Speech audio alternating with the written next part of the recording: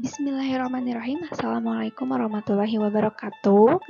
Apa kabar kalian semuanya? Mudah-mudahan kalian tetap sehat dan semangat. Di video kali ini saya akan menjelaskan mengenai sudut berelasi. Kalau kita bicara sudut berelasi tentu yang terbayang banyak rumusnya.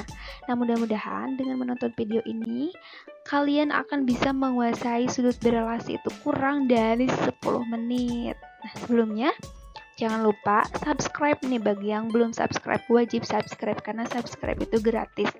Kemudian like and comment ya. Nah, apa itu sudut berelasi? Sudut berelasi adalah sudut yang memiliki hubungan antara satu dengan yang lainnya seperti jumlah atau selisihnya. Misal sudut alfa dengan sudut 90 ditambah alfa, 180 ditambah alfa, 270 ditambah alfa, atau sebaliknya dikurangi dengan alfa.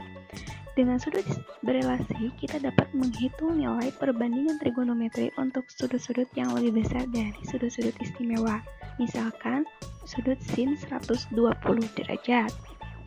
Nah, kemudian kita tahu bahwa dalam satu buah lingkaran itu terdapat 4 bagian atau 4 kuadran. Atau bisa dikatakan satu kuadran itu adalah 1/4 bagian dari lingkaran.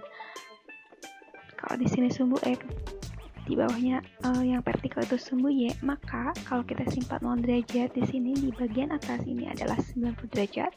90 derajat ditambah 90 derajat, 180 derajat, 180 derajat ditambah 90 derajat, 270 derajat, 270 derajat ditambah 90 derajat, itu satu putaran penuh 360 derajat.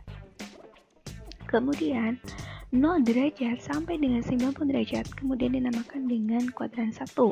90 derajat sampai dengan 180 derajat dinamakan dengan kuadran 2.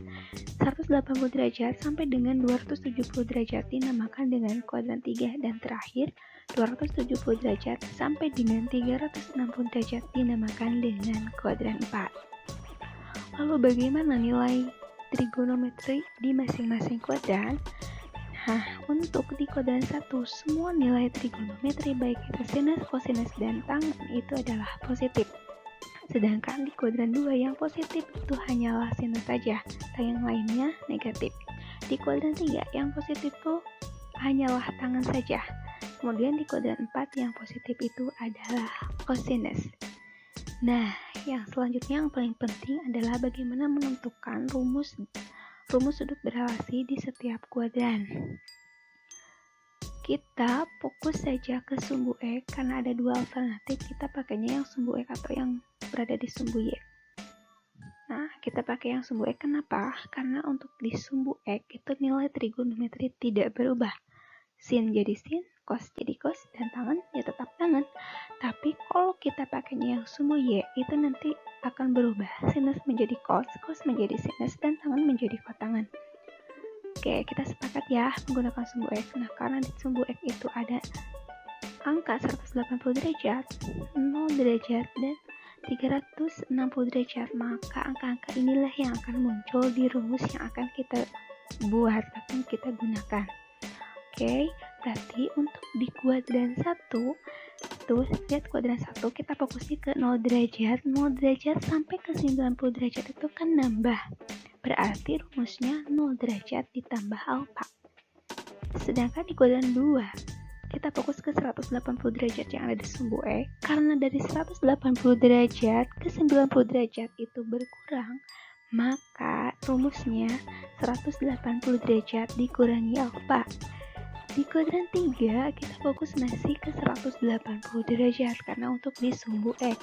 Nah, 180 derajat ke 270 derajat itu nambahkan, maka rumusnya 180 derajat ditambah alfa. Di kuadran 4, kita fokus ke 360 derajat. Nah, dari 360 derajat ke 270 derajat itu berkurang kan?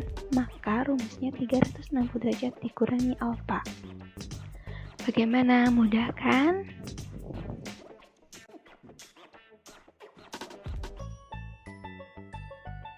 Mengecek pemahaman kita mengenai sudut berelasi, mari kita kerjakan contoh soal ini ya. Di sini ada dua contoh soal. Yang pertama sin 135 derajat, yang kedua tan 315 derajat.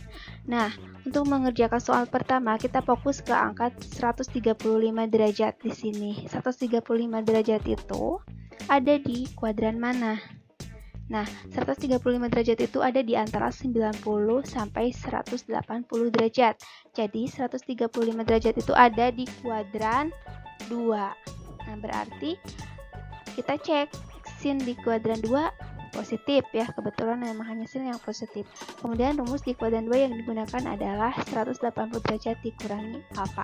Jadi isinya nanti sama dengan positif sin ya, positif sin 180 derajat dikurangi alfa. Kemudian ini maksudnya apa? Maksudnya di sini sin 180 derajat dikurangi berapa? Hasilnya 135. Dikurangi berapa? Hasilnya 135 gitu ya.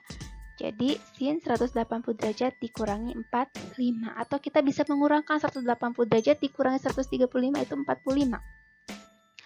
Kemudian sin 180 derajatnya ini tidak usah ditulis lagi. Nah, dibuat seperti ini, yang diambil hanyalah yang 45-nya saja. Ya, jadi yang 45-nya saja kita pindahkan ke sini gitu. Nah, kemudian ini artinya sin 135 derajat ini sama dengan sin 45 derajat. Nah, sin 45 derajat ini ada di sudut istimewa. Isinya 1/2 akar 2. Nah, untuk yang kedua, tan 315. Tan 315 itu ada di kuadran mana? 315 itu ada di antara 0 sampai dengan, 270 derajat sampai dengan 360. Berarti itu ada di kuadran 4. Ya, di kuadran 4, berarti kita fokus di kuadran 4 yang positif itu hanyalah kosinus. Ya, hanyalah kosinus di sini. Kemudian rumus yang digunakannya 360 derajat dikurangi alfa.